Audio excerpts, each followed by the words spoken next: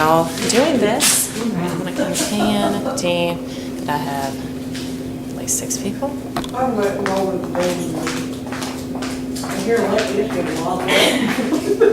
Hopefully this works. All right, ladies, thank you for allowing me to present to you today. The purpose of you being here is to view the change initiative that I worked on this year, which is implementation of a data team. And we will go through this. I won't read everything to you, but the first thing that we learned is what is a data team. Data teams are a model for continuous collaborative action that inspires and empowers professionals to improve teaching, learning, and leadership for all. Data teams are small, meaning that they would just be made up of a grade level, a department, a course, a content, or an organizational team. And data teams have scheduled, structured, collaborative meetings. Okay, what is the purpose of a data team? The purpose is to examine work generated from common formative assessments, which we all know what those are, and worked on those for a couple of years now, in order to drive the teacher's instruction and improve professional practice. A data team meets to concentrate on the effectiveness of the teaching and learning. Okay? Now we'll just go through the data team process and how Jones County started this. Where should any district begin? You would first examine the expectations, and that means you would have to have state standards first, frameworks, priority or power standards, and those would need to be unwrapped, and that's where the foundation of what you teach. Develop a county curriculum map and pacing guide, and develop a common post assessment, and that would be looking for what most students master as a result of your teaching.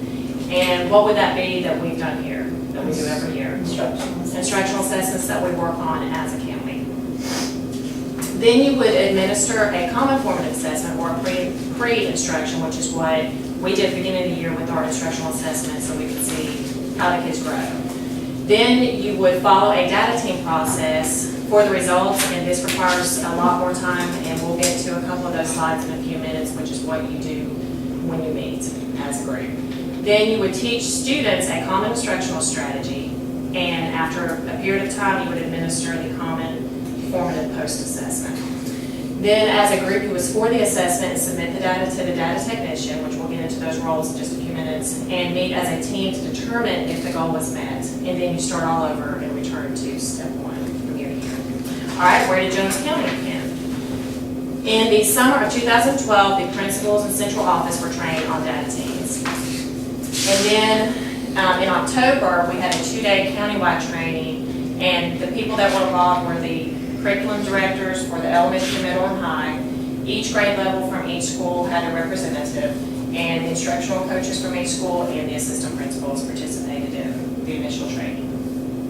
After the training, the county expectation, I know Carol was there for Jeannie, the curriculum director stood up and gave the expectation for the county and said that the expectation was that you would begin implementation. It wasn't expected to be perfect yet, but everybody was expected to start somewhere. And then the accountability piece of it this year was discussions at central change team meetings, principals meetings, and instructional coach meetings. I had to kind of talk about where we were and how things were going in the county.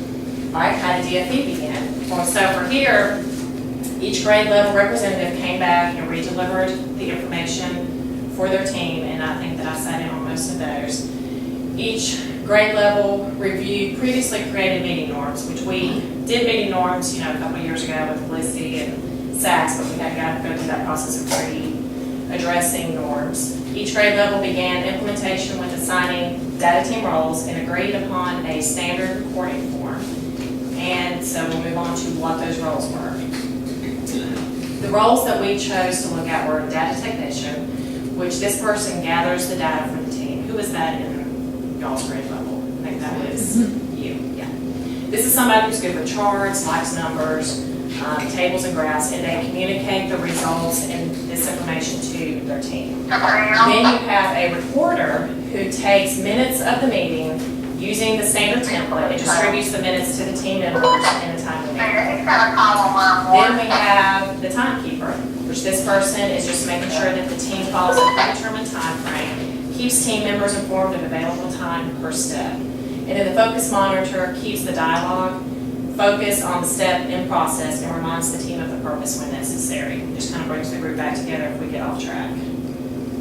Okay, a successful data team will only exist and be consistent in its effectiveness when the team's leadership stays focused on the outcomes and ensures fidelity of the process. And each step is unique and critical. What do you think it means by the fidelity of the process? That word fidelity that we've talked about. Following the norms. Following the norms. And that it's done. That it's done, exactly. Okay, as it's written. And that's something that we talk about in everything that we do, is making sure whatever we choose, the fidelity piece is that it's done the way we say it's going to be done, which is very important.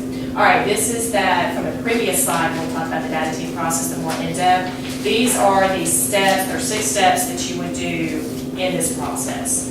The first step would be to gather and display data from a formative assessment.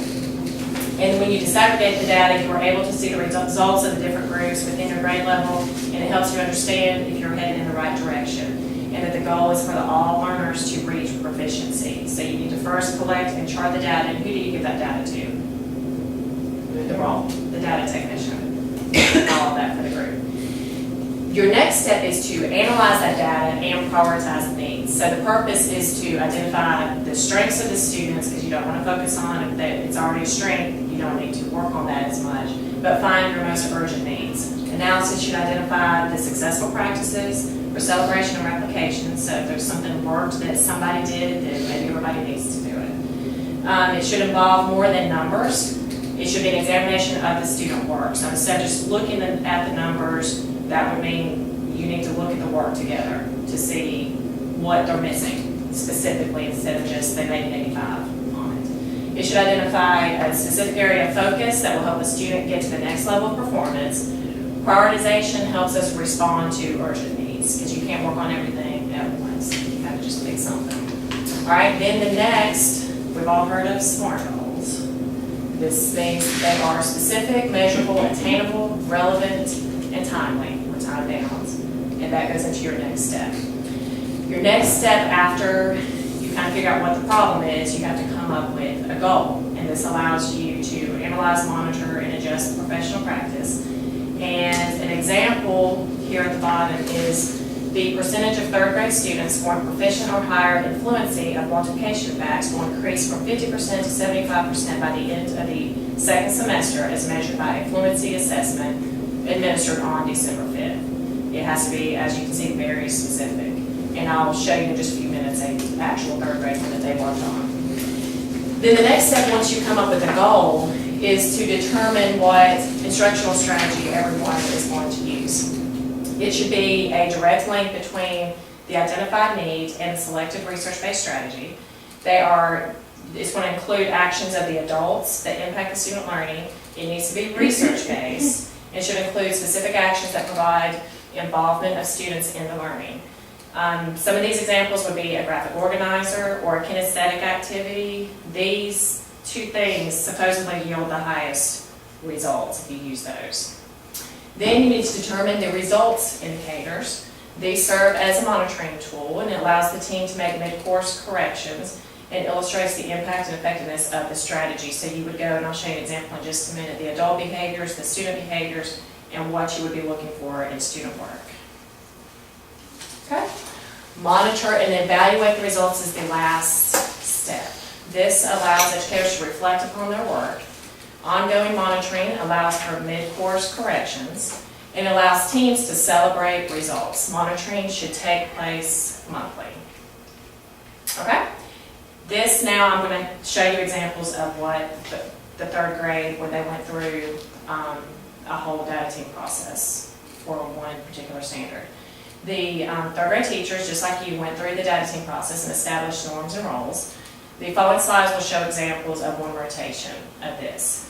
These are some of the meeting norms. I'm not going to read all of them to you, but just highlighting some of the most important ones would everybody being on time and everybody being prepared. So if the purpose in the meeting is to bring your data for Carol, it's going to hold up the process if one person doesn't have their stuff to give to Carol. Meeting starts, and most importantly for teachers, it ends on time, because y'all have stuff you need to do. So this has got to be a very precise process. And then, can you see anything else